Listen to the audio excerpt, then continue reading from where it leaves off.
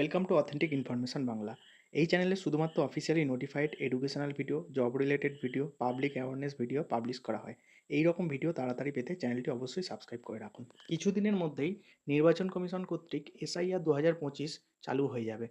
SIR বা special intensive রিভিশনটা কী, বা West বেঙ্গলে এটা 2002-এর পর আবার 2025-এ কেন দরকার হয়ে পড়লো, সেটা জানবো সংক্ষেপে এই ভিডিওতে।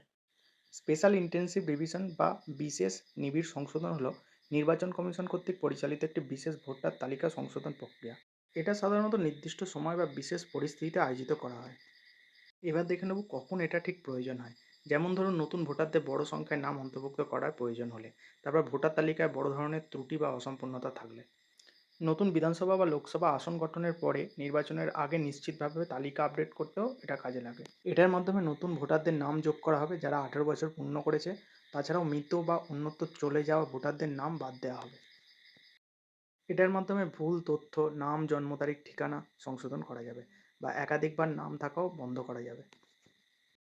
ভোটার তালিকায় বড় পরিসরে ত্রুটি আপডেটের প্রয়োজন। যেমন ধরুন, বিভিন্ন জেলায় অভিযোগ উঠেছে যে অনেক ডুপ্লিকেট এন্ট্রি, মৃত ভোটার এবং ভুল তথ্য তালিকায় রয়েছে। তাছাড়াও দেখুন, নতুন বসতি, স্থানান্তর ও শহরায়নের কারণে ভোটার তালিকার আপডেটের প্রয়োজন আছে। এতগুলো কারণের জন্য সামারি রিভিশন, যেটা বছর পর বছর চলে আসছে, সেটা এখন আর যথেষ্ট নয়। তাই স্পেশাল ইন্টেন্সিভ রিভিশনের প্রয়োজন আছে। এবার আমরা দেখব স্পেশাল ইন্টেন্সিভ রিভিশন 2002-এর পর 2025 সালে আবার কেন দরকার হলো ওয়েস্ট বেঙ্গলে। এর এক নম্বর কারণ হলো, দীর্ঘ সময় ধরে শুধুমাত্র সামারি রিভিশন হওয়ার জন্য অনেক ত্রুটি জমে গেছে। যেমন ধরুন, 2002 সালের পর থেকে নির্বাচন কমিশন শুধুমাত্র প্রতি বছর সামারি ইলেকট্রাল রিভিশন বা এসিআর চালিয়ে আসছিল। এটা ছিল সংক্ষিপ্ত এবং নির্ধারিত সময়ের মধ্যে নাম অন্তর্ভুক্তি, সংশোধন বা বাদ দেওয়ার প্রক্রিয়া। তবে এই প্রক্রিয়াটায় অনেক বড় যদি ত্রুটি থাকে, সেটা কিন্তু ধরা পড়বে না। যেমন ধরুন, অনেক মৃত ভোটার তালিকায় রয়ে গেছে, বহু ডুপ্লিকেট এন্ট্রি আছে, এক ব্যক্তির একাধিকবার নাম তালিকার মধ্যে রয়ে গেছে। তারপর ধরুন, বাসস্থান পরিবর্তনের পরও পুরনো ঠিকানায় ভোটার থেকে গেছেন, বা ভুল জন্ম তারিখ বা নামের বানান সংশোধন হয়নি। এবার 2 নম্বর পয়েন্ট হচ্ছে প্রযুক্তিগত উন্নয়ন ও আধুনিকীকরণের প্রয়োজন। যেমন ধরুন, 2002 সালের পর ভারত তথা পশ্চিমবঙ্গ উভয় জায়গায় ডিজিটাল নির্বাচন ব্যবস্থায় অনেক উন্নয়ন হয়েছে। যেমন ধরুন, ইলেকট্রনিক ভোটিং মেশিন এসে গেছে, ইভিএম মেশিন যেটা, ভোটার তথ্য ডিজিটাইজেশন হয়েছে, আধার সংযুক্ত হয়েছে, অনলাইনে ফর্ম দেওয়া নেওয়া হয়েছে। কিন্তু এইসবের পরেও পুরনো ভোটার তালিকা অনেক জায়গায় এখনও ম্যানুয়াল ত্রুটি বহন করছে।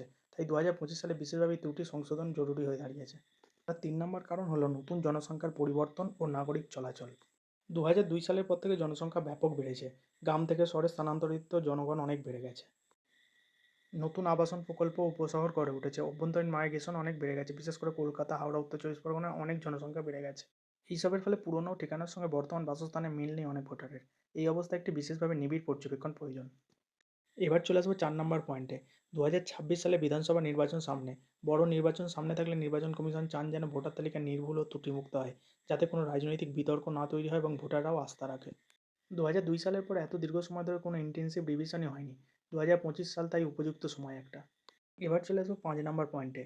এবারে নির্বাচন কমিশনের নতুন একটা নীতিমালা আছে ও আধার সংযুক্তিকরণও করতে চাইছে। সাম্প্রতিক সময়ে নির্বাচন কমিশন চাইছে ভোটার তালিকায় আধার সংযুক্তিকরণ করা হোক, যাতে ডুপ্লিকেট ভোটার ধরা পড়ে।